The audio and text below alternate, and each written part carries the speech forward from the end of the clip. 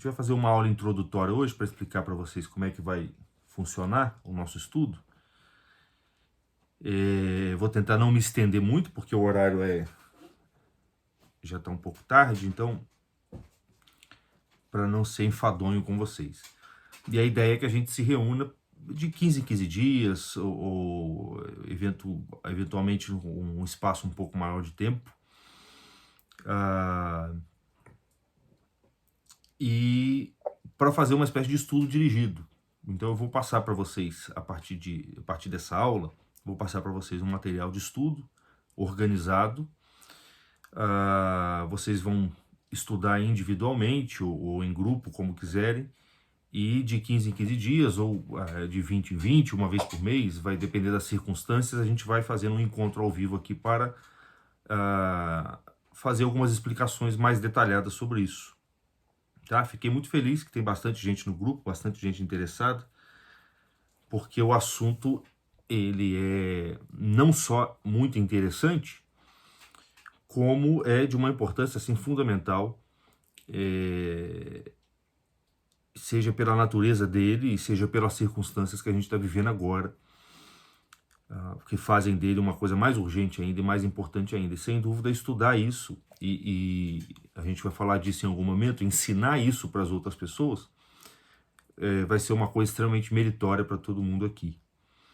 Então seria muito bom que vocês não desanimassem, que vocês conseguissem permanecer com a gente aí durante essa jornada. Não tem um tempo limite. Esse é o tipo de estudo que ele é indefinido, ou pelo menos ele ocorre até o momento em que cada um de vocês conseguirem conduzi-lo por conta própria e adquirir uma vitalidade própria e puderem conduzir a coisa sozinho. Mas a princípio não tem limite, tá? Porque a gente está estudando algo que está acontecendo no momento e que tem desdobramentos quase que semanais e que fazem com que a gente sempre tenha matéria de estudo.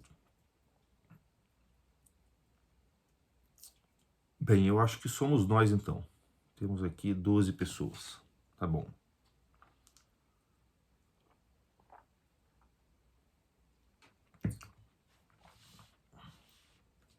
Então, só repetindo para deixar registrado aqui, a ideia é que a gente faça um grupo de estudos, um grupo de estudos dirigido. Vai ser, obviamente, gratuito, então isso aqui seria muito bom que vocês encarassem como uma espécie de apostolado. E quinzenalmente a gente vai ter esse encontro, onde eu vou dar essa aula, cerca de 1 hora de aula mais ou menos, onde eu vou explicar algum ponto específico do problema do aborto, da cultura da morte, e indicar uma série de leituras e de procedimentos e de metodologias que vocês possam seguir para poder estudarem por conta própria. Não vou ficar me alongando muito na introdução e vamos partir logo para o estudo. Qualquer coisa vocês podem me interromper e perguntar, tá? Aos pouquinhos a gente vai se conhecendo melhor. Eu acho que daqui eu conheço pouca gente. A Camila, que é conhecida, talvez a Aline, eu não sei se essa Aline é uma que está sempre com a gente aqui. Então vamos lá. Pessoal, olha só. A gente pode começar pelo termo que a gente está... Aí parece que é a Aline mesmo. Seja bem-vinda, Aline. A gente pode começar pelo termo que a gente utilizou como o título do nosso grupo no Telegram, que é Cultura da Morte. Certamente, assim... que bom, Ana Flávia. Está dizendo aqui que veio pelo podcast do AnimaCast. Que bom, seja bem-vinda. Certamente vocês já ouviram falar em cultura da morte. É um termo que já se popularizou no Brasil, principalmente em razão da perseverante luta contra o aborto que muitos grupos no nosso país travam já há alguns anos. Tá? Esse termo, cultura da morte, ele engloba uma série de elementos que não se reduzem à questão do aborto. Tá? Mas, de fato, o aborto parece ter um papel central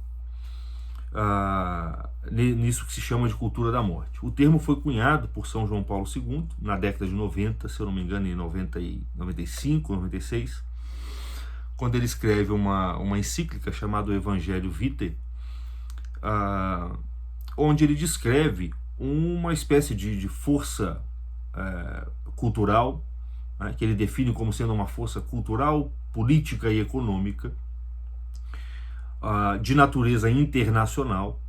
Por trás dessa força, tá, cultural, econômica e política estão vários sujeitos históricos, quer dizer, tem vários agentes por trás dessa força, fundações internacionais, grupos de intelectuais e grupos políticos específicos, cuja finalidade última é a destruição da civilização cristã, destruição da cultura cristã.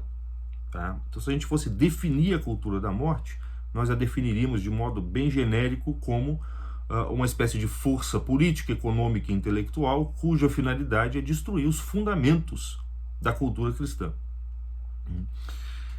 E aí já cabe uma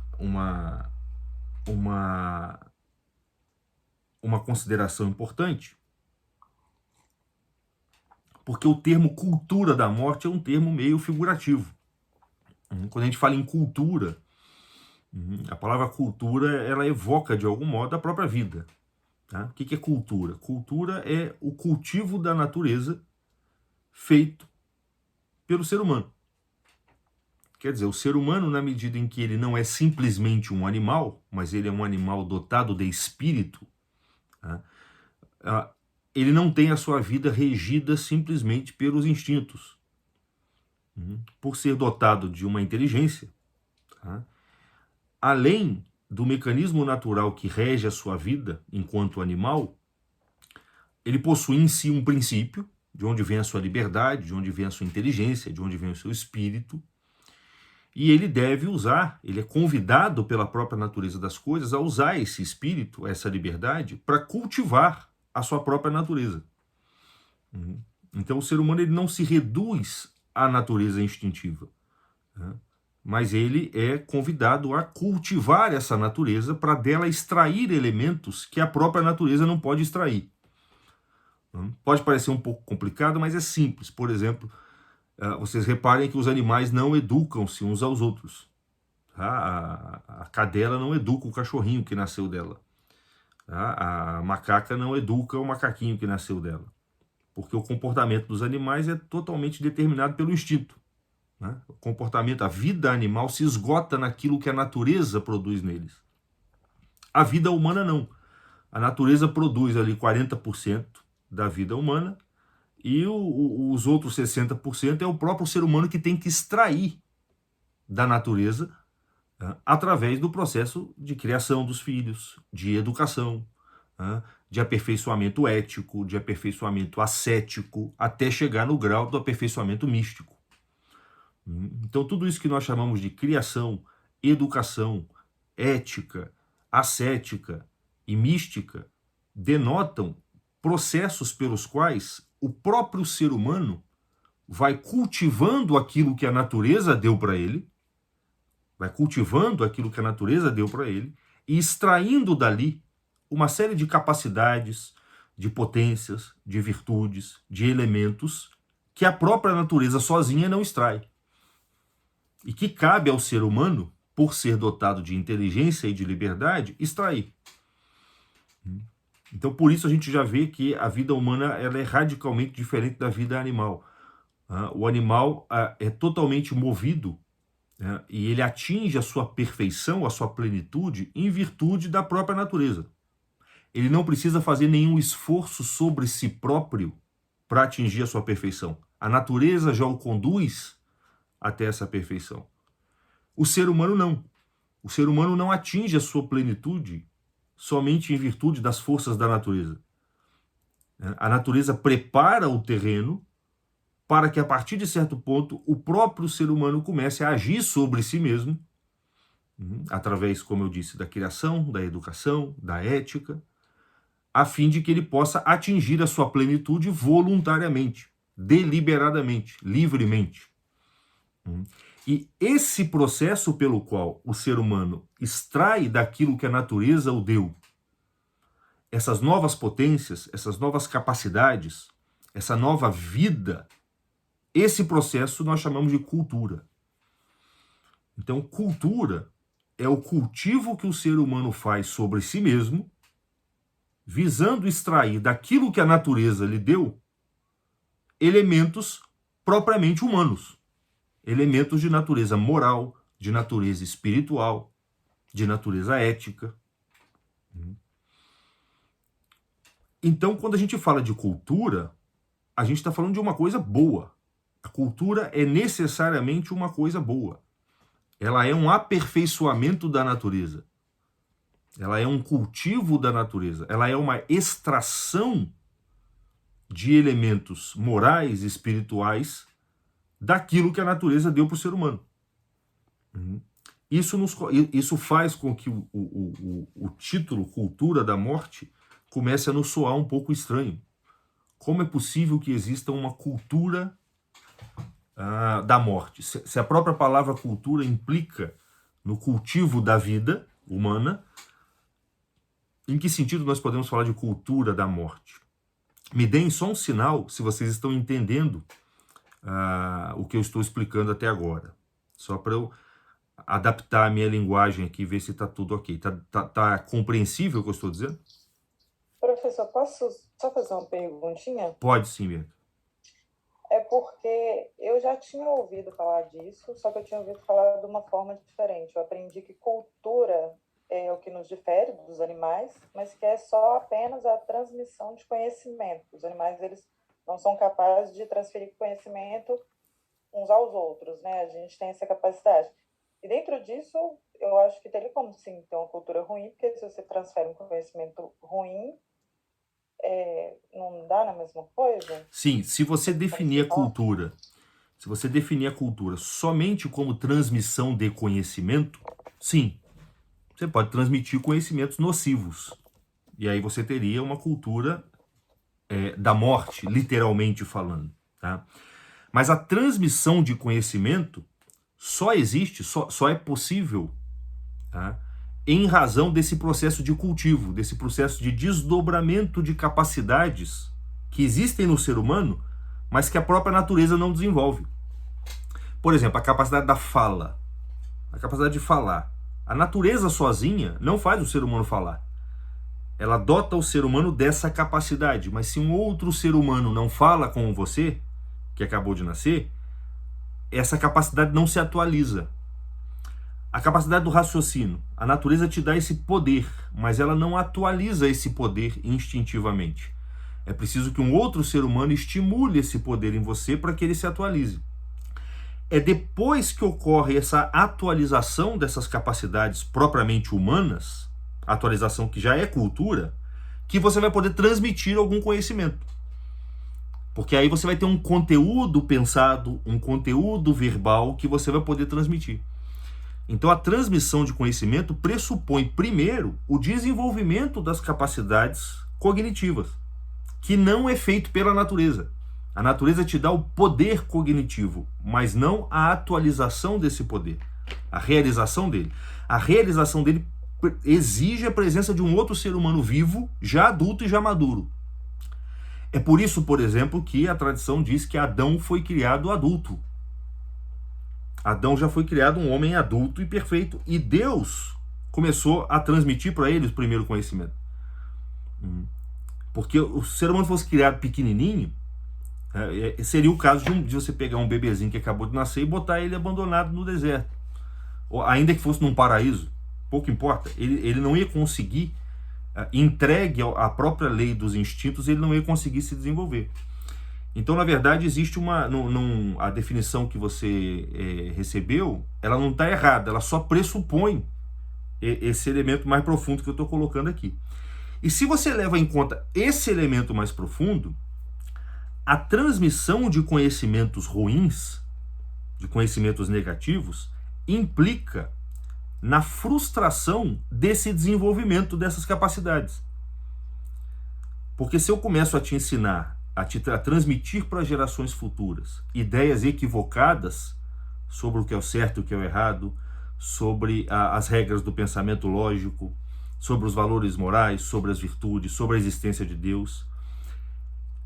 Na medida em que as gerações forem recebendo esse novo conhecimento, esse novo conteúdo equivocado, as capacidades delas vão começar a ficar frustradas, elas vão se atrofiando. O raciocínio vai deixando de funcionar porque você já não acredita mais em verdade. As virtudes vão deixando de se atualizar porque você já não acredita mais em bem e mal. Já nem te ensinaram isso mais. Te ensinaram pelo contrário, que não existe bem e mal. Te ensinaram que não existe verdade. Te ensinaram que não existe Deus. Então, na medida em que esses objetos vão deixando de ser transmitidos, as suas capacidades vão se atrofiando e deixando de se desenvolver. E a tendência é que a humanidade vai se tornando cada vez mais bruta, cada vez mais animalizada. Então eu costumo dizer que o homem veio do macaco a gente não pode afirmar, mas que ele pode caminhar na direção do macaco, ele pode. Isso é muito evidente. Né? Qualquer um que tenha um filho e já tenha percebido a urgência de você ensinar essas coisas para os filhos, porque a perda de um timing, de um tempo adequado, oportuno, faz com que o seu filho possa ter um dano moral e psicológico muito grande. Então, qualquer um que tenha um filho e tenha percebido a urgência que é você transmitir para eles corretamente essas coisas, sabe que em poucas gerações a humanidade pode se tornar bicho. E se torna mesmo. Inclusive, as escrituras trazem alguns momentos onde isso aconteceu. Por exemplo, o momento em que antecede o dilúvio. O momento em que antecede o dilúvio é um momento onde a humanidade estava rebaixada a um nível tão grotesco, tão brutal, que Deus foi levado a purificar a humanidade inteira. Ele batizou a humanidade inteira. Ele lavou tudo e deixou sobrar só aquela pequena família que estava refugiada ali dentro de uma nau, né, dentro de uma barca. Então isso realmente pode acontecer, e já aconteceu muitas vezes, e não é demais afirmar que nós estamos vivendo numa época assim. Todos nós estamos diariamente vendo pela internet o quão bizarra tem se tornado a nossa civilização. Então, sob esse aspecto, o que a gente chama de cultura da morte, na verdade, é uma anticultura. É uma contracultura. O termo cultura da morte foi usado aí no sentido um pouco analógico. Tá? Nós estamos diante de um processo cuja finalidade é desumanizar a humanidade. É desumanizar o homem. E desumanizar é privar esse ser humano da cultura. Privá-lo daquilo que o torna propriamente humano. E o retira daquela dimensão simplesmente animal. Dimensão que é insuficiente para que ele possa ser o que ele é. Então isso para esclarecer um pouco o que a gente está chamando de cultura da morte. Na verdade, nós estamos falando de um longo processo, muito bem pensado, tá? Muito bem articulado, planejado. Não é um processo espontâneo. São João Paulo II deixa isso muito claro. Isso não é um processo espontâneo, isso é um processo arquitetado para privar o ser humano da sua própria humanidade. E esse processo passa intelectualmente pelas várias ideologias que começam negando a existência de Deus, depois negam a existência da razão, depois começam a negar a existência da moral, de algumas verdades fundamentais. Isso passa por processos econômicos que visam escravizar o ser humano, centralizar os meios de poder, os meios de ação, separar o ser humano dos seus meios de subsistência. Isso passa por processos políticos, onde as instituições são tomadas e aquelas instituições que foram feitas para promover a vida humana começam a se voltar contra o próprio ser humano, e o Estado começa a se tornar inimigo da família, e as pessoas começam a temer as instituições. As pessoas ficam com medo hoje de terem seus filhos tomados pelos assistentes sociais, pelo governo. Então você tem elementos muito específicos que a gente vai estudar. Eu estou aqui dando uma explanação geral sobre os pontos que nós teremos que nos debruçar. existem elementos que passam tanto pela esfera intelectual, então existem ideologias específicas que nós precisaremos compreender se nós queremos entender o que é a cultura da morte, e o problema do aborto, que é um dos pontos da cultura da morte. Existem problemas econômicos específicos que nós teremos que entender, e existem problemas políticos específicos que nós teremos que entender para compreender esse grande mecanismo instaurado na sociedade que visa privar a humanidade daquilo que ela tem de humano. E dito de forma teológica, privar a humanidade de toda a possibilidade de salvação. Privar a humanidade daquilo que ela tem de semelhante com Deus. Deixa eu ler o que a Juliane colocou aqui. Eu vejo pelas coisas que recebo da vivência no dia a dia que a maioria caminha para muitos lugares, menos para Deus. É muito estranho olhar ao redor e as pessoas esquecerem de Deus. Falar de Deus virou algo tão estranho. Deus ser ignorado. Isso aqui é estranho. Pois é, e isso aí é um dos sintomas. Né? Hoje as pessoas já não reconhecem coisas muito mais óbvias do que a existência de Deus. A existência de Deus não é tão óbvia quanto, por exemplo, a distinção entre sexos. A existência de Deus não é tão óbvia quanto a existência da própria verdade ou do certo e errado. E até essas coisas hoje já são negadas. Quem frequentou ambientes acadêmicos sabe como é que as coisas são lá dentro. Então, a cultura da morte, no fundo, é uma contracultura. Tá? É um processo pelo qual a vitalidade própria com a qual o ser humano adorna a natureza está sendo privada por meios econômicos, políticos e intelectuais, ideológicos. E o nosso objetivo aqui vai ser sondar essa estrutura da maneira mais didática possível, mais agradável possível também, para que os nossos estudos não fiquem muito, muito densos, no intuito de nós oferecermos uma resistência. Porque é a nossa vida, é a nossa salvação, é a salvação dos nossos filhos que está em jogo nisso tudo. Tá? E a única possibilidade de resistência que existe a isso aí somos nós, é o cristianismo. Isso aí é um movimento anticristão que culmina naquilo que as próprias escrituras descrevem como anticristo. Tá? Em algumas aulas nós falaremos sobre tudo isso, nós tocaremos inclusive em questões de natureza escatológica, porque é muito comum que diante do que tem ocorrido a nossa mente comece a se utilizar de expressões do tipo só Jesus na causa. Quer dizer, as coisas se tornaram tão terríveis que agora é só Jesus vindo. As pessoas falam, Jesus, volta logo. Parece que as coisas estão caminhando para um ponto de precipitação em relação ao qual não há mais ação humana possível para restaurar a ordem moral, a ordem espiritual, a ordem psicológica também. Então nós começamos a clamar por uma intervenção divina, o que nos coloca diante da possibilidade iminente de nós estarmos no final dos tempos, coisa que a gente não pode afirmar, mas que sem dúvida a gente já sente que estamos numa situação muito próxima daquela que antecedeu o dilúvio. E o próprio Cristo disse que o que antecederia a sua vinda era uma situação parecida com aquela. Tá? Para a gente entrar um pouquinho mais especificamente nisso, para dar uma moldura geral, isso aqui foi uma introdução a respeito do termo e do nosso tema, eu gostaria de que vocês notassem o seguinte: o termo morte aí, o que é morte? Morte é a privação da vida. Morte, em sentido primeiro, é a separação da alma e do corpo. Tá? A nossa alma é o princípio que vivifica o nosso corpo. Quando a alma é separada do corpo, nós temos o fenômeno que nós chamamos de morte. Existe um outro tipo de morte, tá? Que nós podemos dizer assim, a morte moral.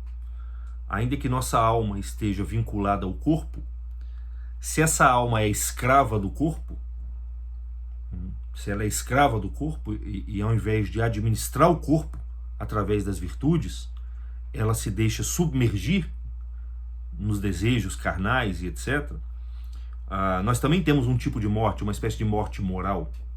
Tá? E existe a morte espiritual, que é quando essa morte moral te coloca numa situação tão degradada que você fica privado daquilo que a gente chama de graça. Quando a sua condição moral é tão degradante que você ficou privado da graça, que é o meio pelo qual Deus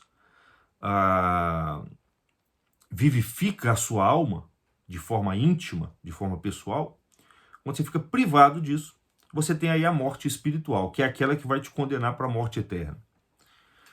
Então nós podemos falar pelo menos de 3 mortes aí. A morte biológica, que é a separação da alma e do corpo. Uma morte moral, que é quando a alma, ainda que vinculada ao corpo, não domina esse corpo. E a morte espiritual, que é quando a alma está tão dominada pelo corpo que ela fica privada da graça. E ela perde o auxílio divino e perde toda a possibilidade de ir para o céu e atingir aquilo que é a finalidade de todo ser humano, que é a visão beatífica, conviver eternamente com Deus. Então nós temos essas 3 mortes aí. E essas 3 mortes, elas não estavam no projeto de Deus para o ser humano. Se nós estudarmos as Escrituras, nós vamos ver que a morte entra no mundo por um acidente. Assim, ela é um fenômeno acidental, ela não estava nos planos de Deus. Deus, quando criou o ser humano ali do barro da terra e botou ele dentro de um paraíso, dentro de um jardim, o jardim do Éden. E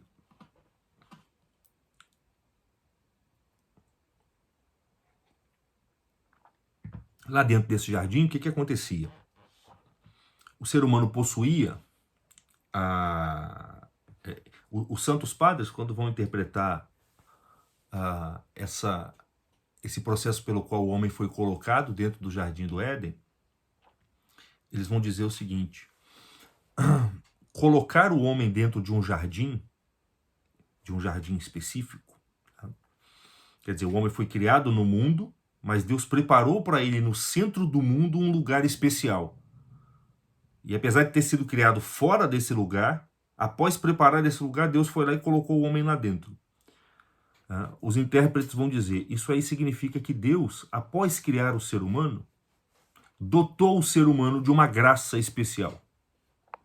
Ele adornou a alma humana com essa força sobrenatural que a gente chama de graça.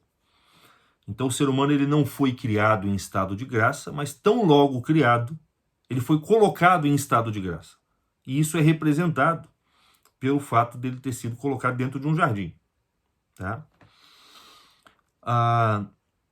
Essa força sobrenatural que a gente chama de graça, e eu peço a vocês assim, um pouco de paciência, porque isso aqui é uma preparação para a gente entender a questão do aborto e as questões envolvidas com a cultura da morte de um modo profundo, para a gente entender a seriedade do problema com o qual a gente está lidando. Então, por isso eu estou fazendo essa digressão aqui sobre a criação humana. Essa graça, essa força sobrenatural, ela produzia um efeito específico na alma humana. Ela ordenava a alma humana. Então vocês imaginem uma força sobrenatural que foi infundida no ser humano, tão logo ele foi criado, e que produziu uma espécie de redundância. Ela reverberava em toda a estrutura humana, colocando todas as funções da alma humana em ordem. A única condição para que essa integridade, ou esse estado de justiça original, como diz São Tomás de Aquino, é um estado de justiça original, na qual o ser humano tinha sido colocado, a única condição para a manutenção desse estado de integridade ou de justiça original era que o ser humano reconhecesse que Deus era o seu criador. Então a vontade humana tinha que se submeter à vontade divina. O que não é pedir nada de estranho, não é pedir nada de mais, porque o ser humano de fato foi criado por Deus, e nada mais justo que a criatura reconhecer o seu criador. Então quando Deus vai lá e apresenta para o homem o jardim do Éden, ele fala, aqui tem várias árvores, com vários frutos. Vocês podem comer tudo. Foi tudo feito para vocês. Só aquela árvore ali no centro, que vocês não podem comer. Aquela ali vocês não toquem no fruto dela. O restante vocês podem comer à vontade. O que significa isso? Isso realmente aconteceu, tá? A tradição, nós cristãos somos convidados e exortados a entender isso como tendo acontecido literalmente, mas também existe um componente simbólico em tudo isso. A literalidade do que a Bíblia descreve não impede a interpretação espiritual, moral que está por trás daquilo. Pelo contrário, tudo que acontece na Bíblia tem o sentido histórico e o sentido simbólico por trás. As duas coisas estão juntas. Simbolicamente, o que significa essa proibição? Essa proibição significa o seguinte, olha só, a única coisa que eu exijo de vocês é que vocês reconheçam que vocês não podem tudo. Certo? Vocês podem comer todas essas árvores, menos aquele fruto ali. Quer dizer, vocês são muito parecidos comigo. Vocês são a criatura mais nobre que eu criei aqui. Só que vocês só precisam entender o seguinte, que eu sou Deus e vocês são uma criatura. E a perfeição da criatura é se submeter ao Criador. A criatura se torna mais perfeita quando ela obedece ao Criador. Então reconheçam que vocês não podem tudo. Sejam humildes. Né? Esse é o grande mandamento. Por isso que a humildade é o começo da vida espiritual. Ou temor a Deus, que é basicamente a mesma coisa. Então, reconheçam que vocês são uma criatura. Não creiam que vocês sejam criadores. Vai existir em vocês uma tendência nessa direção, porque vocês são tão parecidos com o Criador, que vai existir em vocês uma tendência a acreditar que vocês são criadores. Mas não caia nisso. Por isso eu estou dizendo para vocês, não comam daquela árvore.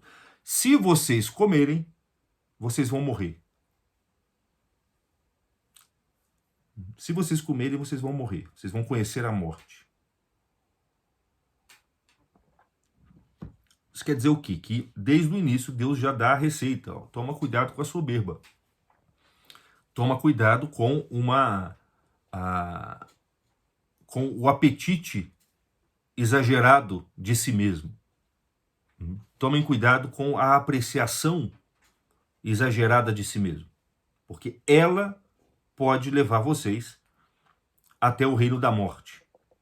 Né? Da morte física, da morte moral, psicológica e da morte espiritual. Isso quer dizer o quê? Olha só. Isso quer dizer o quê? Que aquele estado de integridade na qual o homem havia sido criado ou colocado ali no jardim, ele produzia no homem como que 3 tipos de vida específica. Primeiro, a vida espiritual. Aquela graça que ele recebeu o colocava diretamente em consonância com a vontade divina. A condição para aquela graça é que o homem obedeça a Deus.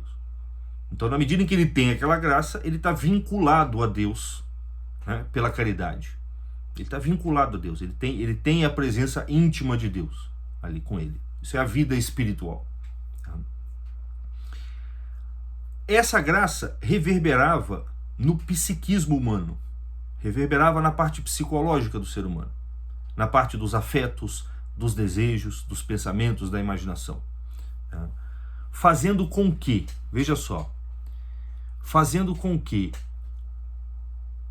a dimensão mais animal e mais inferior do psiquismo humano fosse dócil à dimensão propriamente espiritual da alma humana, que é a razão e a vontade.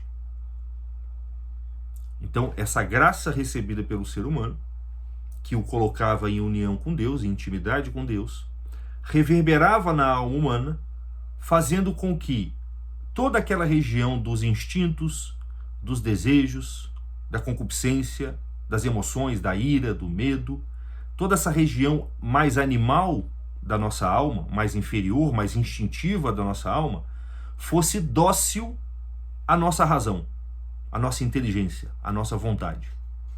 Então, esse conflito que nós experimentamos hoje entre os nossos desejos e a nossa inteligência não existia naquele momento. Não existia nem esse vácuo entre nós e Deus que nós experimentamos, essa dificuldade que nós temos para nos conciliar com Deus, isso não existia por conta da graça, mas essa graça reverberava na alma e criava uma conciliação perfeita entre a dimensão animal e a dimensão humana, entre a alma sensível e a alma intelectual, entre os apetites e a razão. Tá dando para entender o que eu estou dizendo? Por isso que se diz que no paraíso os animais obedeciam perfeitamente ao homem. O homem tinha poder. Quando Deus cria os animais e cria os homens, ele fala: agora eu criei esses animais, você domine sobre eles.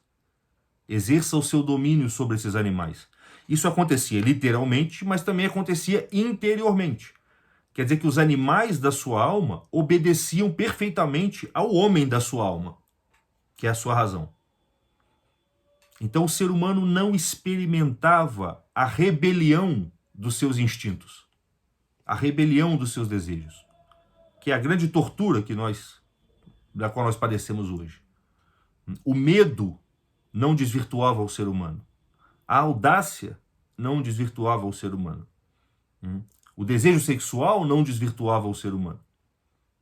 Porque todas as paixões da alma humana eram perfeitamente dóceis e obedientes à razão humana. Então ele tinha ali a vida moral. Então ele tinha a vida espiritual e a vida moral, a vida psicológica. Deixa eu só dar uma olhada aqui no chat. O Pedro está colocando, é como o leão vivendo ao lado da ovelha, como disse na primeira leitura. Exatamente. Cristo vem depois para restaurar isso. Tá? O menino que brinca com a serpente é o Cristo. Né? E o Cristo é uma imagem da nossa razão também. Tá? Então, no estado de integridade que nós podemos adquirir com a santidade, ou que vamos adquirir no céu, se Deus quiser, haverá novamente essa perfeita consonância. Tá? Haverá até algo maior, né? Que esses instintos no céu, parte deles nem existirão mais. Tá? Bem, e tinha mais um detalhe, porque essa graça que reverberava na alma, produzindo essa conciliação perfeita entre a dimensão animal e a dimensão racional, reverberava também no corpo, na dimensão física do ser humano, fazendo com que o corpo humano estivesse perfeitamente vinculado à alma, de tal modo que em nenhum momento o corpo humano se encontrasse numa situação onde a alma fosse levada a abandoná-lo. O que eu estou querendo dizer? O ser humano era imortal. Ele era imortal. Porque essa mesma graça que ele recebeu ao ser criado e colocado no paraíso, e que produzia dentro dele a integridade psicológica e moral, produzia também a integridade física. Então o ser humano não conhecia corrupção, não conhecia doenças e não conhecia a morte. Porque o corpo não repudiava a alma, assim como a alma animal não repudiava a razão. Tudo isso porque a razão humana não repudiava Deus. Dá para perceber essa tríade, ó? Então, na medida em que a vontade humana se submetia à vontade divina, os apetites da alma humana se submetiam à razão e à vontade humanas. E na medida em que isso acontecia, o corpo humano se submetia à alma humana. Isso é um estado de integridade. Isso é, inclusive, algo, o eco disso, a lembrança ontológica disso existe no nosso coração. O que nós chamamos de felicidade, de perfeição, no fundo é isso. É uma lembrança desse estado inicial. É isso que nós queremos no final das contas. Tá? E é isso que Cristo veio nos dar depois. Veio reestabelecer depois. Tá? Então esse é o chamado estado de justiça original. É o estado no qual o ser humano foi criado. Aí tem toda aquela história da serpente que vocês conhecem bem. A serpente entra lá no paraíso e começa a jogar um papo na Eva. Ele começa perguntando para Eva: ó, é verdade que que Deus proibiu vocês de comer das árvores, dos frutos aqui do paraíso? Eva falou: não, ele não proibiu, não. Ele proibiu de comer daquele ali. Ele deixou de comer tudo, mas daquela árvore ali ele deixou. Ele falou que se a gente comer, a gente vai morrer. Aí a serpente falou: isso aí é papo furado, vocês não vão morrer nada. Ele falou isso porque ele sabe que se vocês comerem daquele fruto, vocês serão como ele. Vocês serão como deuses. Vocês se tornarão deuses. E aí Eva cai no papo da serpente, olha para o fruto e vê que o fruto é apetitoso, vai lá e come o fruto. Então ela desobedeceu a Deus. Então ela perdeu aquele primeiro vínculo que mantém todos os outros, ó. Certo? Se a vontade desobedece Deus, automaticamente os apetites começam a desobedecer a razão. E automaticamente o corpo começa a se rebelar contra a alma. Se torna corruptível, imortal. Aí ela vai lá, oferece para Adão. Adão também come do fruto. E a humanidade então sofre a sua primeira queda, que é o primeiro arquétipo do mal. A primeira forma do mal, tá, na existência é a queda humana.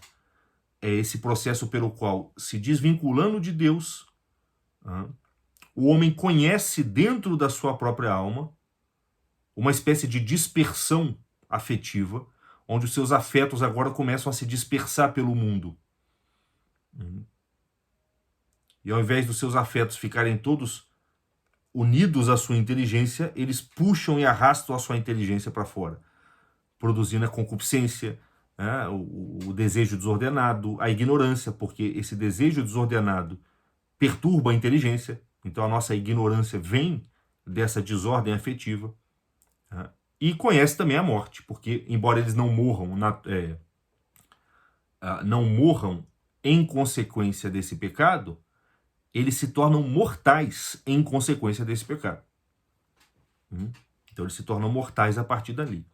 E isso casa muito bem com o texto do Gênesis, porque o que acontece? Deus expulsa eles do paraíso. Falou: agora vocês não podem viver mais aqui. Agora vocês negaram aquilo que eu dei para vocês de graça. Agora vocês vão ficar entregues ao estado de natureza no qual vocês colocaram. Vocês perderam a semelhança comigo. Agora vocês são apenas uma imagem. E expulsa os homens do paraíso, Adão e Eva do paraíso, bota lá os anjos para impedir que eles entrem, tá? E eles ficam privados lá da árvore da vida, que mantinha essa integridade. Tá? Desse processo, começa-se assim, se você leu, e uma das leituras que eu vou pedir para vocês fazerem aí nos próximos dias é uma leitura desses dois primeiros livros ali das Escrituras, que é o Gênesis e o Êxodo. Aquilo ali vai ser fundamental para a gente entender o problema da cultura da morte. Desse processo, desse primeiro mal, se seguem mais 6 maus ao longo da história desses dois primeiros livros ali do Gênesis. 2 ou 3 primeiros livros. Logo na sequência, Adão e Eva têm um filho, que é Caim e Abel. E o que acontece? Caim mata Abel. Então você já tem ali a segunda forma do mal, que é o homicídio. Tá? A morte de Caim, a morte de Abel pelas mãos do seu próprio irmão. Que é um dos pecados que as Escrituras diz que clamam a ira de Deus. Né? Então é o derramamento do sangue de um inocente. Tá? Um dos pecados que provocam a ira e a vingança de Deus é a morte do inocente. Isso está diretamente ligado com o problema do aborto. Tá? Um pouco mais adiante, acontece o dilúvio. Deus tenta reestabelecer a ordem com o terceiro filho de Adão e Eva, que é Sete. E você tem toda a descendência de Sete, que vai se espiritualizando. Tá? E você tem a descendência de Caim, que vai se degenerando. Então, na medida em que você lê ali na Escritura, você percebe isso. Ó. Tem a descendência de Sete, que vai se espiritualizando, e tem a descendência de Caim, que vai se degenerando. Chega num certo momento que a descendência de Caim se degenera tanto que ela se cruza com a descendência de Sete e perverte, degenera também a descendência de Sete. E a humanidade cai num estado de depravação total. Tá? De depravação total. Onde você tem ali idolatrias, cultos malignos, depravações de todo tipo, sexuais, etc. E aí Deus, olhando tudo aquilo, falou, agora não tem jeito, eu vou ter que purificar a humanidade inteira. Então você tem o fenômeno do dilúvio. Então o acontecimento do dilúvio marca a segunda forma pela qual o mal se manifesta na história humana. Tá? É uma degradação geral da sociedade que evoca uma catástrofe ecológica produzida pela ira divina. Deus vai lá e manda uma chuva imensa.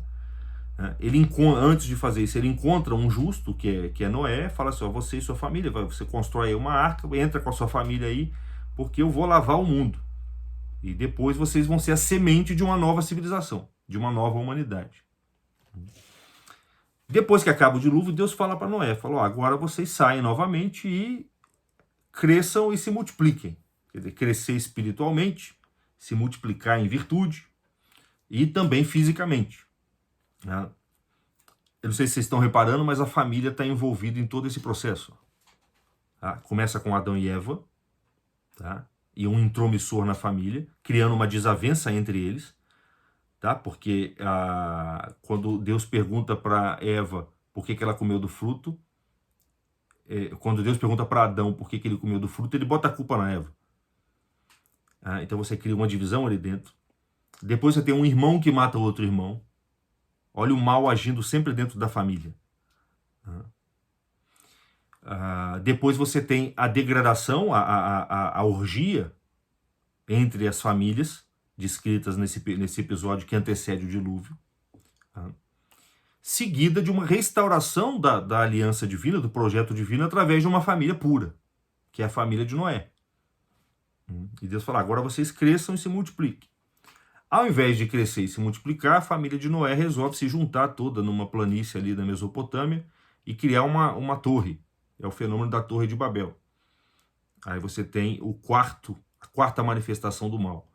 Os homens recusam o mandamento divino e erguem uma espécie de torre imensa, tentando frustrar o projeto de se espalhar pelo mundo. Eles falam, ao invés de a gente se espalhar, vamos fazer uma torre imensa aqui. Com essa torre, ela vai ser visível de todos os pontos dessa planície e a gente vai conseguir manter todo mundo sob controle. É uma espécie de primeiro protótipo de um governo mundial. A Torre de Babel é uma imagem do governo mundial. Você tem uma torre centralizada, porque na época você não tinha mídia, não tinha televisão, não tinha jornal, telefone.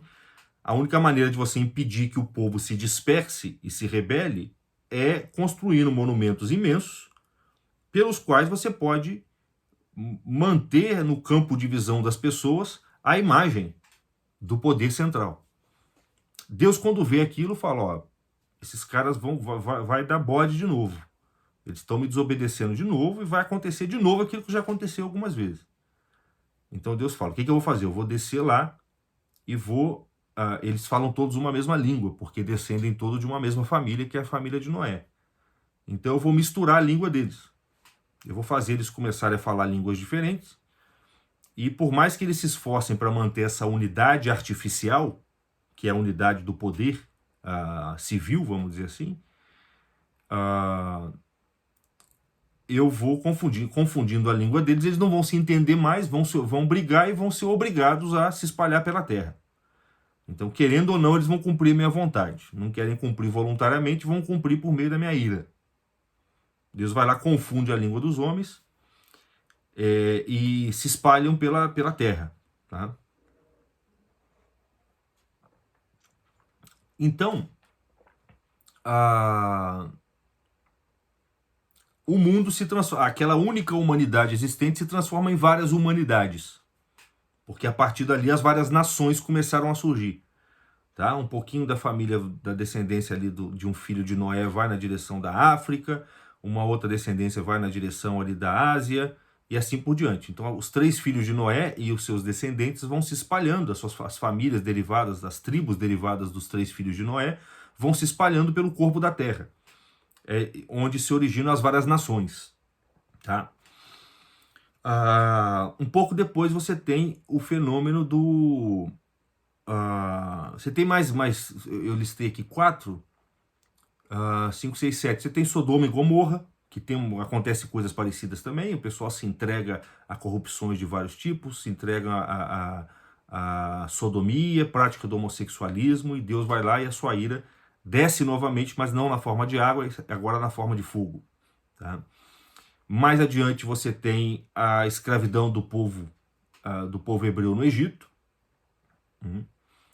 porque cria-se ali, o faraó cria se apropria dos bens do povo hebreu, se apropria das terras, se apropria dos bens daquele povo, e se apropria do próprio povo, escravizando aquele povo. Então você tem essa sexta forma do mal, que é uma espécie de escravidão total da humanidade por meio de um rei civil, que se colocava como Deus. O faraó adorava a si mesmo como Deus, e sujeitou todo o povo hebreu ao seu poder, à sua arbitrariedade. E depois do Êxodo, quando Deus vai lá e intervém novamente, através de novo de uma família, certo? O que acontece nesse episódio do faraó? O poder do faraó se consolida de tal modo, e a gente vai ter oportunidade de detalhar isso em alguma aula, ele se consolida de tal modo que chega num certo momento em que, temendo a força do povo hebreu, ele ordena às parteiras a matarem todo filho homem que nascesse de uma mãe, de uma mulher do povo hebreu. Falou assim, se nascer um filho homem, vocês matam. Afoga. Tá? Não deixa nascer, porque eles estão ficando fortes, maiores do que nós. Então mata. Então você já tem ali o fenômeno do infanticídio promovido pelo Estado. Tá? O Estado promovendo a perseguição e a morte dos filhos homens. Mas por uma intervenção divina aparece Moisés. Quer dizer, uma determinada parteira lá, vai lá, nasce, a mãe do Moisés vê o seu filho, querendo salvar seu filho, bota ele numa cestinha, solta ele no mar, a filha do faraó encontra ele é criado no meio do faraó, aprende todo o conhecimento dele, depois recebe algumas revelações divinas e vai libertar o povo da escravidão. Então é uma outra intervenção divina que visa restaurar a linhagem divina a partir da família. Então você tem sempre o mal produzindo a destruição da família, agindo no seio da família para frustrar o projeto divino, e você tem a providência divina restaurando a sua linhagem através da família. Isso que eu quero que vocês percebam, ainda que de modo superficial, porque eu estou fazendo uma descrição bem genérica, por enquanto. E mais adiante você tem o fenômeno do bezerro de ouro também, que é uma outra forma do mal, a idolatria evidente que acontece ali em torno do bezerro de ouro. Então você tem aí 7 formas pela qual o mal pode se manifestar. E assim, o mal ele age de forma limitada. Conhecer essa estrutura, e é por isso que eu vou pedir a vocês lerem esses livros, é muito importante porque ela sempre se repete. Todo o mal que acontece na nossa época, ele é análogo a essas manifestações do mal, tal como ocorreu nos tempos passados, nos tempos bíblicos. É fácil você encontrar na nossa época algo parecido com a Torre de Babel, algo parecido com o fenômeno que ocorreu antes do dilúvio, algo parecido com Sodoma e Gomorra, algo parecido com a escravidão do povo hebreu, algo parecido com o bezerro de ouro. Porque o mal ele tem uma manifestação limitada. Ele é a privação de um bem. E no momento em que ele tenta se efetivar enquanto privação desse bem, ele tem um certo limite. Ele se manifesta de uma maneira mais ou menos arquetípica, que pode ser categorizada, sob certo ponto de vista, nessas 7 manifestações que a gente descreveu aqui. Tá? Então, o objetivo dessa primeira descrição que eu fiz aqui agora é simplesmente mostrar para vocês que a família, de algum modo, ela está no núcleo do projeto divino para a humanidade e, portanto, ela é, desde o início, o centro de ação demoníaca também. O demônio não podendo ser Deus, o que resta a ele senão frustrar o projeto de Deus e perder as almas humanas. E onde que ele vai fazer isso? Ele vai fazer isso na família. Eu vou falar mais um pouquinho sobre isso agora, tendo chegado nesse ponto eu vou explicar um pouquinho em que sentido a família é um núcleo da ação divina no mundo, para que nessa terceira exposição eu conclua essa primeira aula e ouça um pouquinho vocês, caso vocês tenham algumas dúvidas. Deixa eu só dar uma olhada no chat aqui. E na nossa realidade, será que Deus vai fazer algo para conter tanta desobediência, já que em todo esse processo o Senhor fez algo? Sim, sem dúvida ele vai, mas tudo indica que tudo indica, talvez seja um exagero, mas é possível que a ação divina que encerre a degeneração da nossa época seja a ação final. Isso é possível, não é irrazoável a gente cogitar isso, porque as Escrituras falam que depois que Cristo vem e o projeto divino se torna público para toda a humanidade, quer dizer, Cristo vem e fala, eu vim para reunir o rebanho, aquele rebanho que foi dispersado na Torre de Babel, Cristo vem para reunir. Eu vim para reunir todas as nações, eu vim para reunir todos os povos, todas as ovelhas em torno do único pastor. Então Cristo vem para isso, e o processo de evangelização consiste em você tornar isso público, para que o mundo conheça que a verdadeira unidade da humanidade é Deus, é Jesus Cristo.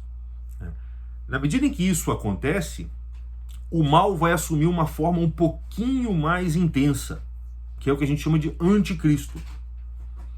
Na medida em que o projeto de Cristo, o projeto de Deus, foi revelado e publicizado através do cristianismo, o mal como que assume a sua forma final, que é se apresentar como uma paródia do próprio Cristo.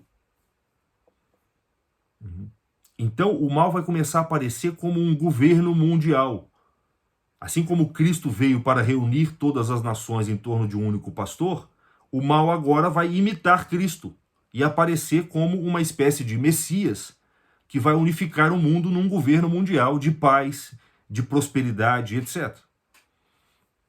Por isso diz o apóstolo, enquanto tiver fome, enquanto você ouvir falar de guerra, dessas coisas, não se preocupe, o mundo é assim. Quando alguém começar a falar de paz perpétua, de plenitude social, de um céu na terra, aí você tem que ficar esperto, porque aí o reino do anticristo está perto. Então, a partir do momento em que o projeto de Deus é revelado, quer dizer, o véu é rasgado, como diz o Evangelho, a ação demoníaca ela vai se consolidar de uma forma intensa numa espécie de paródia do Cristo, de um Cristo invertido. E parece que nós estamos já caminhando nessa direção, porque não tem as nações já se conhecem todas. Nós já vivemos no mundo globalizado. Nós já transcendemos os regimes das nações. As nações não estão mais isoladas. As fronteiras já foram quebradas geograficamente, pelos meios de comunicação, pela internet.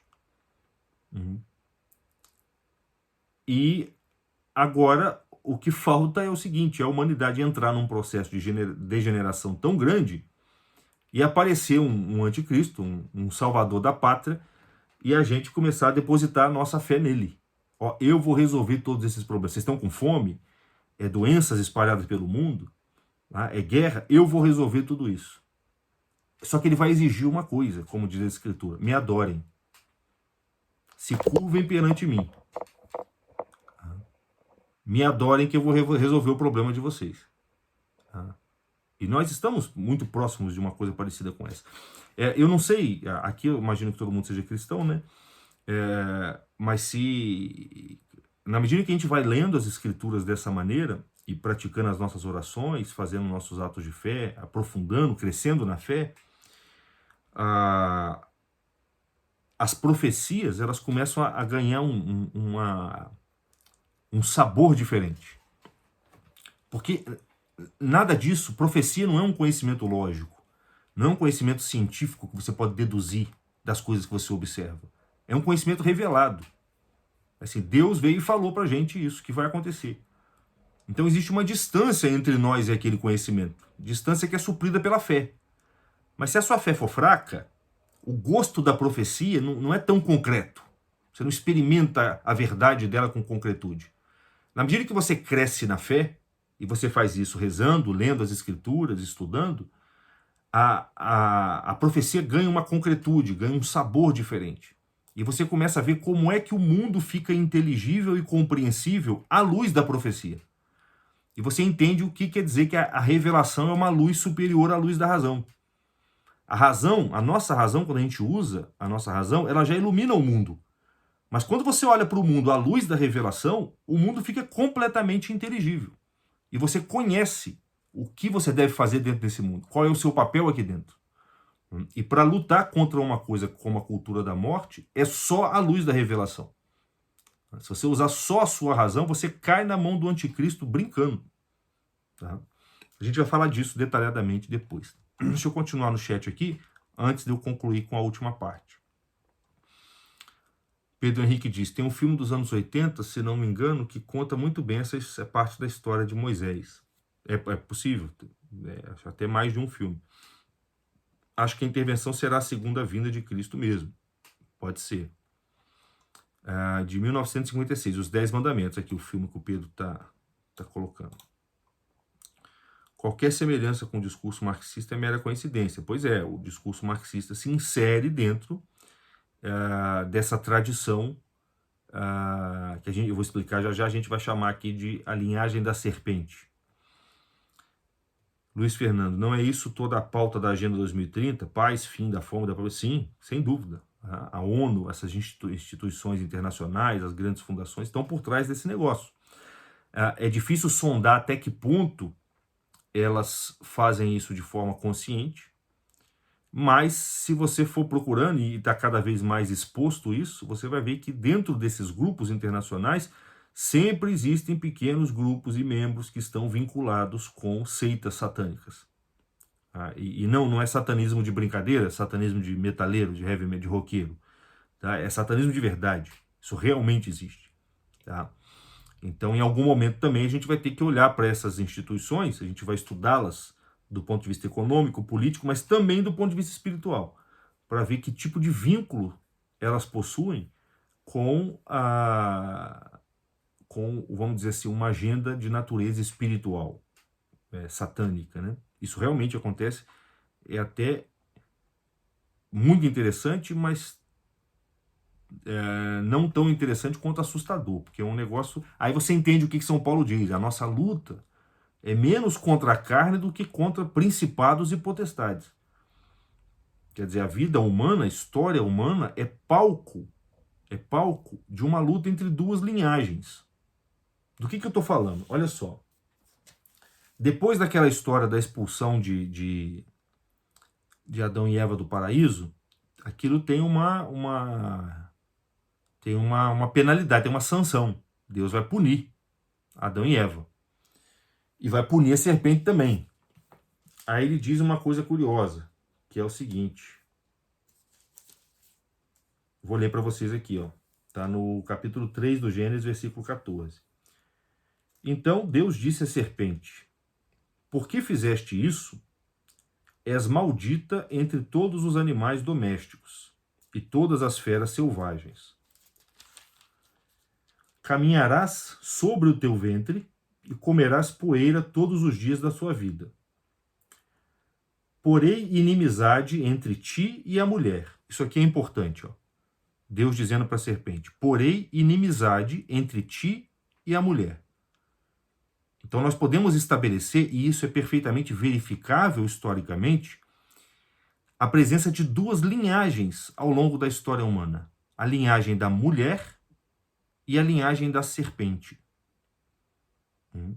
A linhagem da mulher vai culminar na Virgem Maria.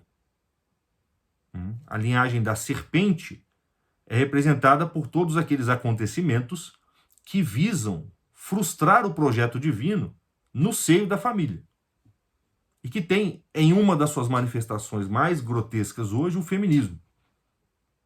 Tá? O feminismo, quando eu falo feminismo, estou falando do feminismo radical mesmo, aquela coisa, não é a intenção de igualdade ou de qualquer coisa desse tipo. Estou falando do feminismo enquanto projeto político mesmo, tá? Projeto ideológico.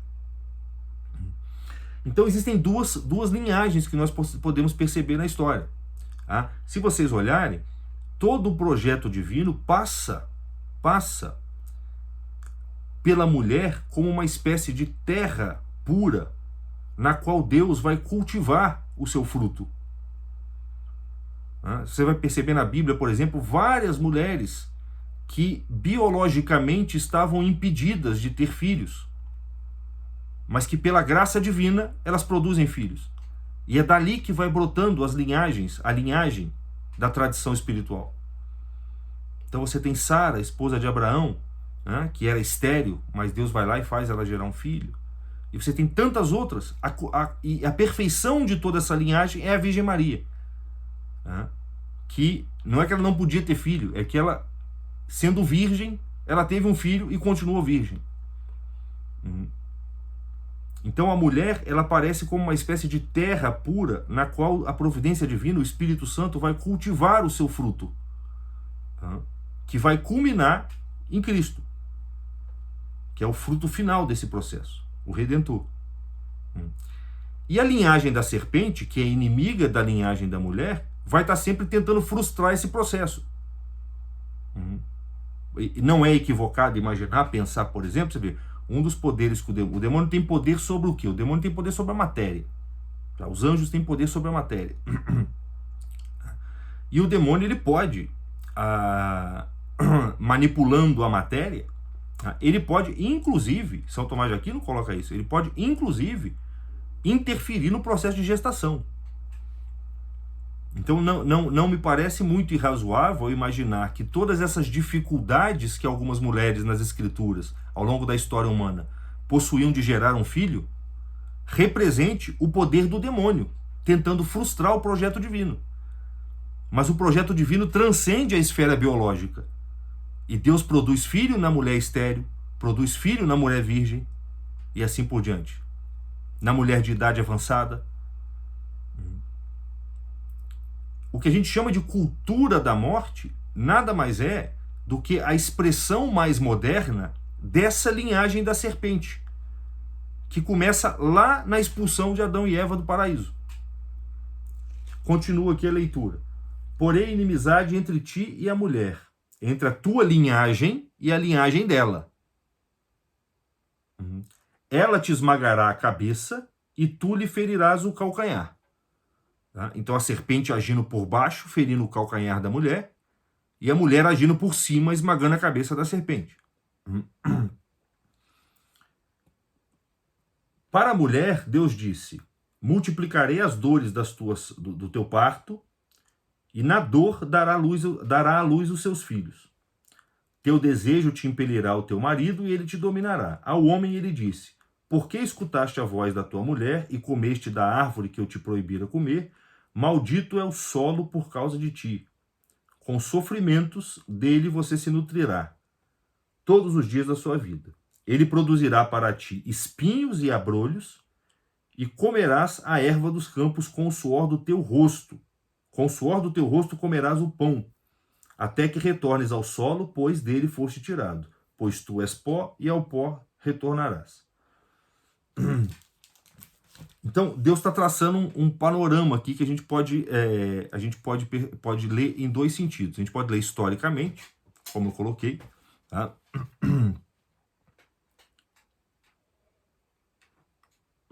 E a gente pode ler também psicologicamente, tá? Se você entender a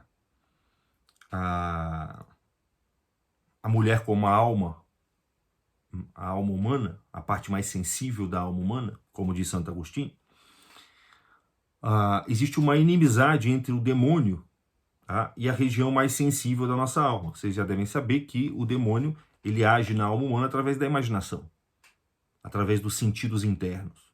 Tá? Ele mexendo no nosso corpo, eu até falei disso no Instagram esses dias, alguém perguntou como que o demônio age na alma humana. Ele age mexendo em elementos do seu corpo, que vão reverberar na sua imaginação, através de imagens, que vão gerar sugestões para você.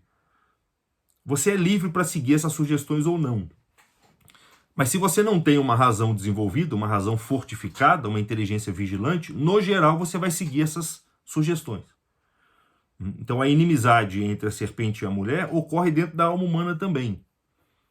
onde o demônio vai produzindo sugestões na nossa mente, a nossa imaginação é muito naturalmente levada por essas sugestões, e se a sua razão não estiver vigilante, ela também é levada por essa sugestão. Então, dentro de você tem uma serpente, tem uma Eva e tem um Adão, que é a sua razão. E aquilo que aconteceu lá na queda acontece todo dia dentro da nossa alma. Quando nossa imaginação é levada por uma sugestão e a nossa razão, sem vigilância e sem virtude, acaba seguindo e deliberando segundo a ordem sugerida pelo demônio. Então nós temos quedas diárias produzidas pela repetição psicológica daquele processo que aconteceu lá no paraíso. E ele diz a Adão: a terra produzirá para ti espinhos e abrolhos. Esses espinhos e esses abrolhos são os nossos desejos desordenados, que estão o tempo inteiro perturbando a atividade da nossa razão, nos afastando da oração, nos afastando da virtude e assim por diante. Então esse processo ele está acontecendo, essa luta entre a linhagem da serpente e da mulher está acontecendo historicamente e está acontecendo psicologicamente também. Na verdade, é por estar acontecendo psicologicamente que ele acontece historicamente, porque tudo começa na alma humana. Dá para entender o que eu estou dizendo? É por estar acontecendo aqui dentro, tá, que isso vai reverberar na história. Por que Caim mata Abel? Caim mata Abel porque dentro da alma dele esse processo já tinha acontecido. E ele já tinha cedido a essa sugestão demoníaca. Então toda a guerra existente entre essas duas linhagens ao longo da história deriva da guerra existente na alma de cada indivíduo humano durante essa história. Durante a história humana. E aí, tem uma coisa curiosa que se segue a isso, que é o seguinte.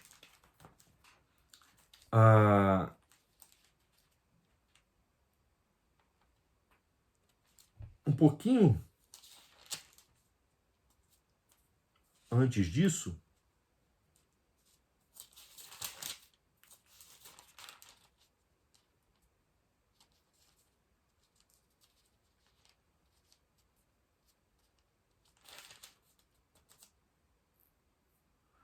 um pouquinho depois disso, desculpa, quando ele vai começar o relato de Caim e Abel, no capítulo 4, diz o texto assim, eu já vou encerrar, tá, pessoal?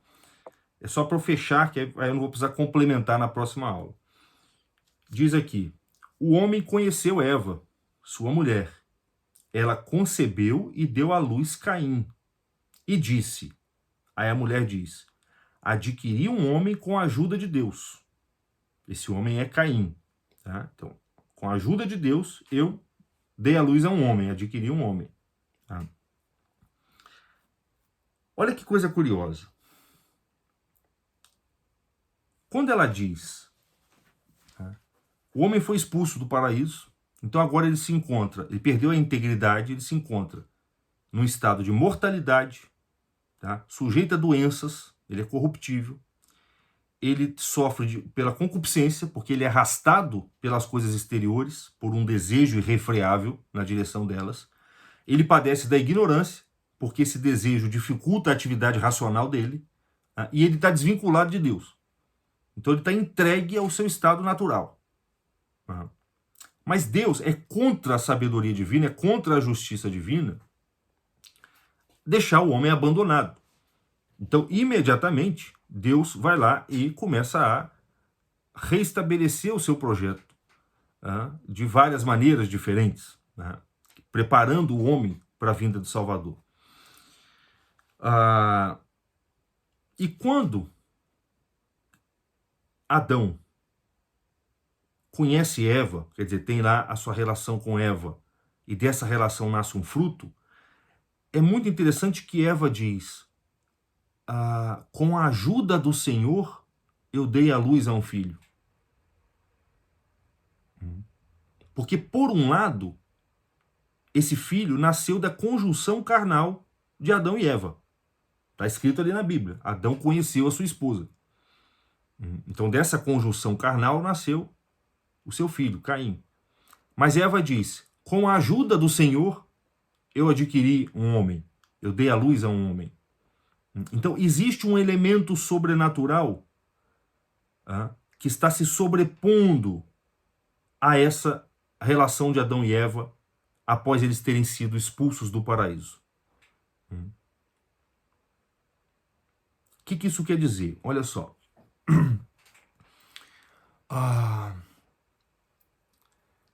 Isso quer dizer que a família, após a expulsão do paraíso, olha que coisa, após a expulsão do paraíso, a família passa a ser para o ser humano o novo paraíso. Não estando mais no paraíso terrestre, mas estando perdido, errante pela terra, onde que o homem vai reencontrar esse paraíso perdido? Ele reencontra no núcleo familiar, que é chamado pela tradição de igreja doméstica. Aquele paraíso já era a imagem da igreja, daquele barco que separa o homem do caos, das trevas exteriores, da contingência do mundo. Mas expulso daquele primeiro barco, Deus parece que consagra a família, institui a família, sacramenta a família, para que ela passe a ser um barquinho, dentro do qual o homem pode ainda encontrar o seu centro interior e se vincular novamente a Deus. E isso explica por que Deus sempre vai agir a partir da expulsão nesse período pós-edêmico, pós-Éden. Por que Deus vai agir sempre dentro do núcleo familiar? Porque no momento em que o homem se vincula à mulher pelo matrimônio, no momento em que o homem se vincula à mulher pelo matrimônio, ele está realizando antecipadamente, figurativamente, simbolicamente, o mistério da união do Cristo com a igreja. E vocês já devem ter ouvido falar disso. Quando Deus cria o homem e a mulher, o que ele diz? Ele diz aqui,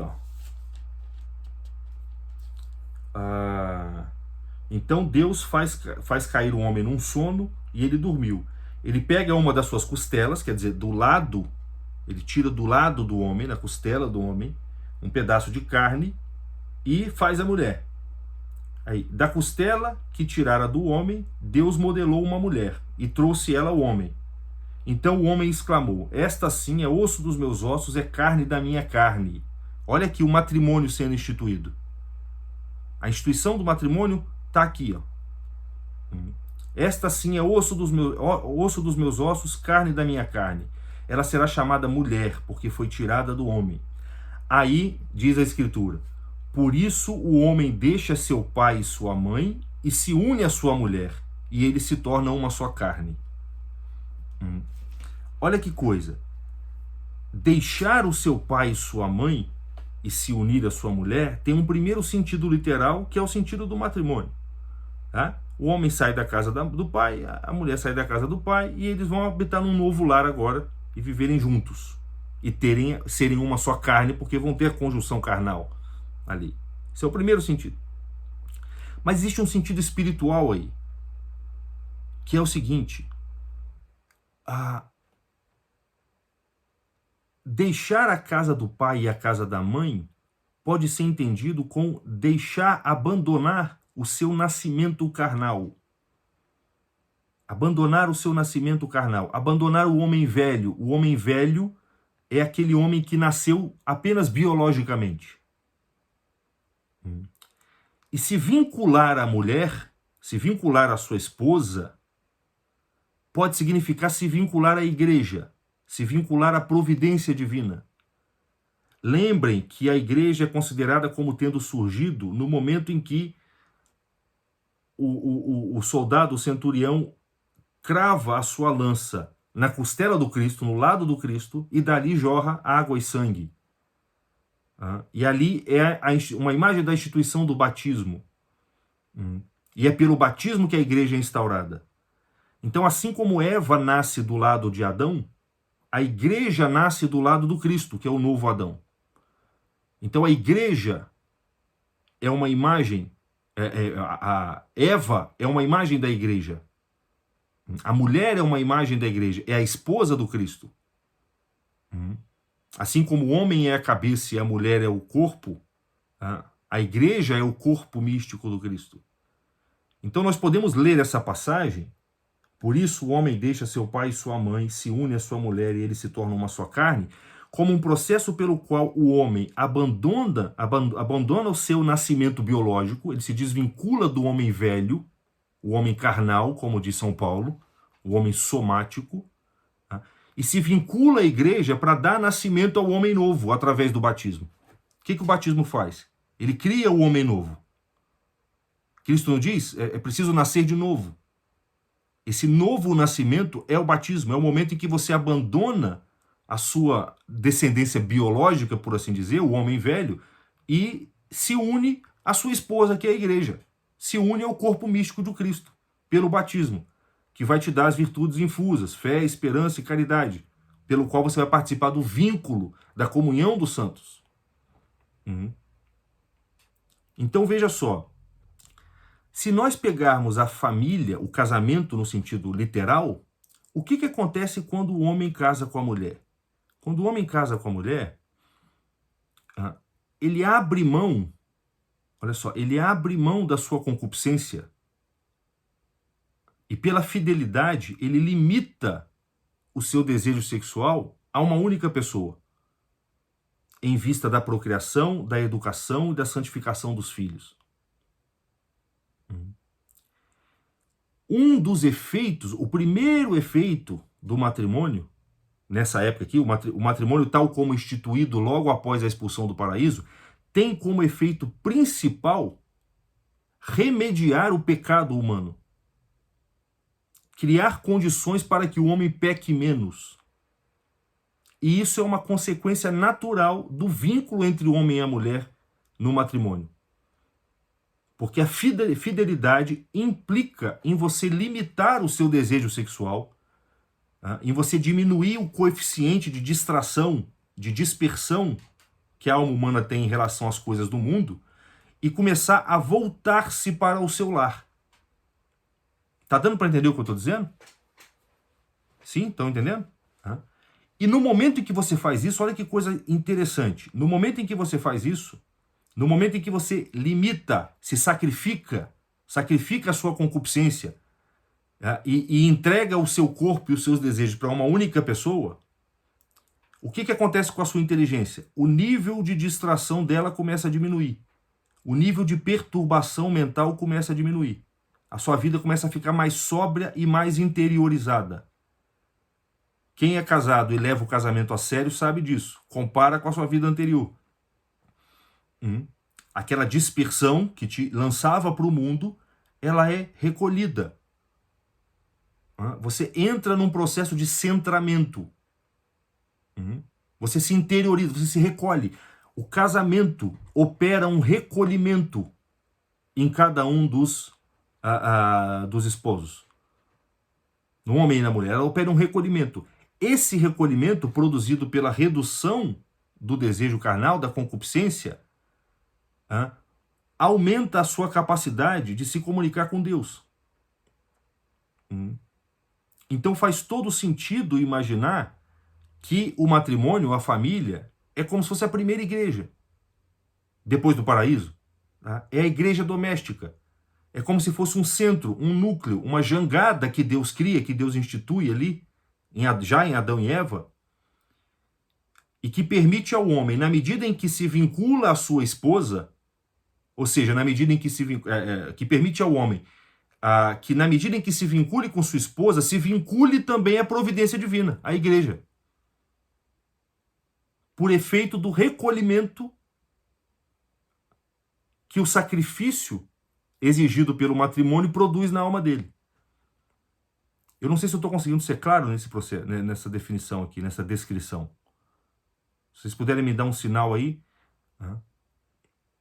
Então, é como se a igreja fosse um centro dentro dessa região dispersiva e contingente, que é o lado de fora do paraíso. Você tem uma terra pura. Você tem ali um pequeno paraíso, que é o núcleo familiar, dentro do qual você pode encontrar o paraíso dentro de você e se vincular a Deus, se vincular à igreja. Então você casa com a sua esposa mesmo, mas também casa com a igreja. E nisso o vínculo com Deus se restabelece. E por isso, ao longo de toda a história da salvação, Deus vai agindo dentro da família.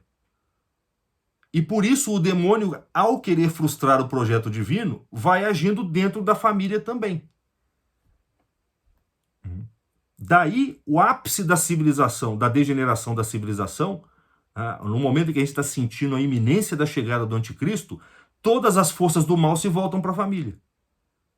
É o seu filho que não está mais seguro na escola, porque a escola vai enlouquecê-lo, vai fazê-lo se voltar contra você, se voltar contra os bons costumes, se voltar contra Deus.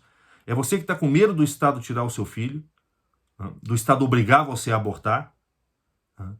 É o genocídio terrível que está sendo cometido no mundo, matando as crianças no ventre das mães. Então tudo conspira para que o ataque se concentre cada vez mais e de modo cada vez mais evidente, mais explícito no núcleo familiar. Porque é ali que está depositada a ação de Deus ao longo da história. É o núcleo do cristianismo. É a célula máter da civilização. Não preciso dizer que a Sagrada Família é o grande expoente, é a grande efetivação histórica de tudo isso que aconteceu figurativamente, historicamente, mas figurativamente em relação à Sagrada Família ao longo da história da salvação. Então, pessoal, isso aqui é para a gente entender, se eu conseguir ser minimamente claro, que a gente está agindo dentro do panorama da história da salvação. Deus nos fez para isso, para fazer isso que a gente está se propondo fazer aqui. Isso é o que a gente deve fazer. E a vitória já está do nosso lado. Tá? A vitória já está do nosso lado. Lembrem, lá no Apocalipse, quando aparece a mulher vestida de sol, tá? E que esmaga a cabeça da serpente. A vitória já é nossa. O que Deus exige de nós é o quê? Perseverança. É não abrir mão. É não fraquejar. Então todo o nosso trabalho aqui é um trabalho de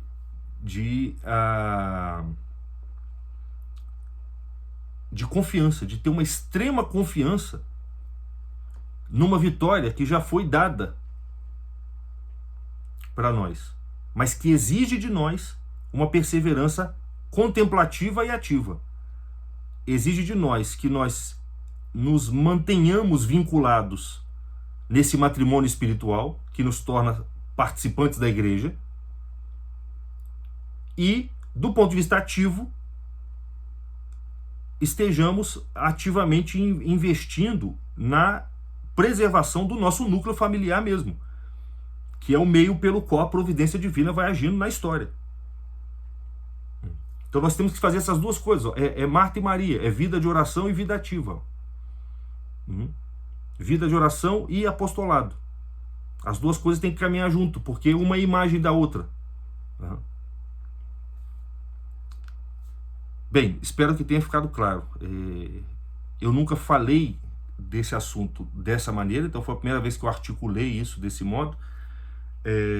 Então, nas próximas aulas a gente vai ajeitando, aparando aí as arestas que possam ter ficado nessa exposição.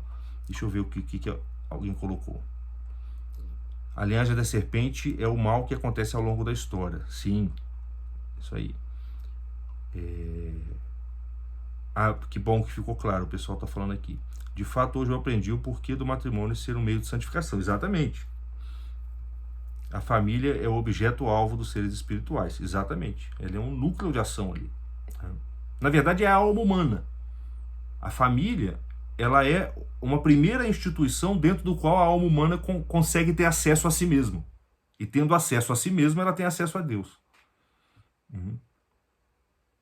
Existe uma família dentro de você também, certo? Então, você não vai conseguir cuidar da sua família se você não cuidar dos seus afetos, se você não tiver virtude. Primeiro você tem que botar ordem nos seus filhos aqui, que são os seus afetos, ordená-los segundo a sua razão, para que você possa cuidar da sua família e adentrar nesse apostolado. Então, isso que a gente vai fazer aqui é uma coisa que não pode, de modo algum, ser separado da vida de oração. Porque nós estamos falando de uma família interior e de uma família exterior. Deus age nas duas. Deus age principalmente na interior, mas a sua ação se propaga na história a partir da exterior. É como Cristo e a igreja.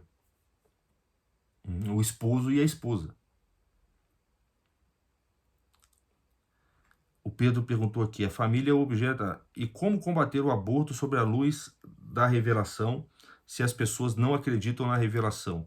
Isso aí é o seguinte, o combate do aborto tem várias escalas. Tá? Tem uma escala mais imediata, que se dá no plano mesmo de ações políticas específicas, tá? Ativismo, ligar para deputado, votar na pessoa certa e se mobilizar, mandar e-mail, tem essa parte mais ativa. E tem uma parte que todos nós podemos fazer, que é dentro da nossa própria família, tá? Que é cuidando da nossa própria família, ensinando, educando os nossos filhos, que é a nossa primeira obrigação. Tem uma parte mais voltada para o ensino, onde cada um de vocês, aprendendo as coisas que nós vamos ensinar aqui e o que nós vamos ler, vão explicar para outras pessoas, tá? E fazendo, se você começar a fazer isso, você já vai ver que Deus, a graça, ela tende a ajudar. Na medida que a gente começa a fazer o que está dentro das nossas possibilidades, o impossível, aquilo que está no campo da nossa impossibilidade, a graça cuida. Só poderia ser assim. O que é impossível para nós é impossível para nós, mas não é impossível para Deus. Então o que a gente tem que fazer é o que é possível para nós. Se a gente faz o que é possível para nós, isso assim isso é literal. Você começa a ver na sua frente as coisas acontecendo. As coisas simplesmente começam a mudar, as pessoas simplesmente começam a se converter. Boa parte da humanidade é ateu, porque uma menor parte é. Entendeu? Existe uma grande dimensão da sociedade que só está se depravando porque essa é a maré da sociedade. E para definir essa maré, basta um pequeno grupo. E se nós aqui, com as nossas famílias, com a criação dos nossos filhos, a multiplicação dos filhos, das virtudes e dos ensinamentos, conseguimos... A gente tem o poder, com a graça divina, de criar uma outra maré. No momento em que você cria essa outra maré, a população que só se orienta segundo a maré, ela vai se converter naturalmente. Isso é assim. Tá? Mas a gente vai falar dessas coisas, de como fazer, o que fazer, a gente vai falar aos pouquinhos. Primeiro a gente vai precisar entender bem como funciona a cultura da morte. Se a gente não entender o mecanismo de funcionamento dela, para desenvolver argumentos e desenvolver capacidade de agir de forma lúcida perante os vários meios nos quais nós trafegamos, desde a nossa família, desde a universidade, desde a escola dos nossos filhos, desde das audiências públicas, ou o que for. Se a gente não fizer isso, a gente não consegue fazer nada. Então, primeiro a gente tem que entender as bases da cultura da morte, para depois sondar as ações lúcidas e eficazes que nos cabem, que estão dentro do nosso campo de possibilidade, para poder conter isso. Quem vai conter mesmo é Deus. Mas ele exige que nós cooperemos com ele nisso. Pessoal, se alguém quiser falar alguma coisa, quiser fazer uma pergunta, fique à vontade. Passamos bastante, eu queria fazer uma aula de 1 hora só, mas a gente passou um bocado. Mas nas próximas eu prometo ser mais sintético e tomar menos o tempo de vocês. Amanhã no grupo eu passo para vocês as leituras recomendadas para vocês fazerem, de repente, nos próximos 15 dias. E daqui a 15 dias a gente faz mais um encontro desse. Se alguém quiser fazer alguma pergunta ou comentário, pode ficar à vontade. Se não quiserem, tudo bem também.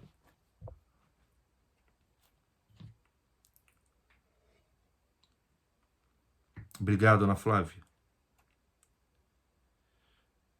Obrigado, Renato. Eu que agradeço. Então, pessoal, eu acho que é isso. Agradeço de coração a presença de vocês, tá? E espero que vocês continuem com a gente. Acho que isso aqui é uma boa coisa que a gente pode fazer pela nossa salvação e pela salvação dos outros, tá? Então, fiquem todos com Deus. Depois eu vou disponibilizar essa primeira gravação, vou disponibilizar para quem não pôde participar. Eu não sei se eu vou gravar todas as aulas, porque senão vai começar a diminuir a presença na aula ao vivo e vou acabar falando sozinho. Então isso a gente vai ver depois. Mas eu vou postar a gravação no YouTube e vou passar o link para vocês apenas, tá? Para que vocês possam assistir novamente, se for o caso. Então, muito obrigado pela presença, que Deus abençoe vocês. Tchau, tchau.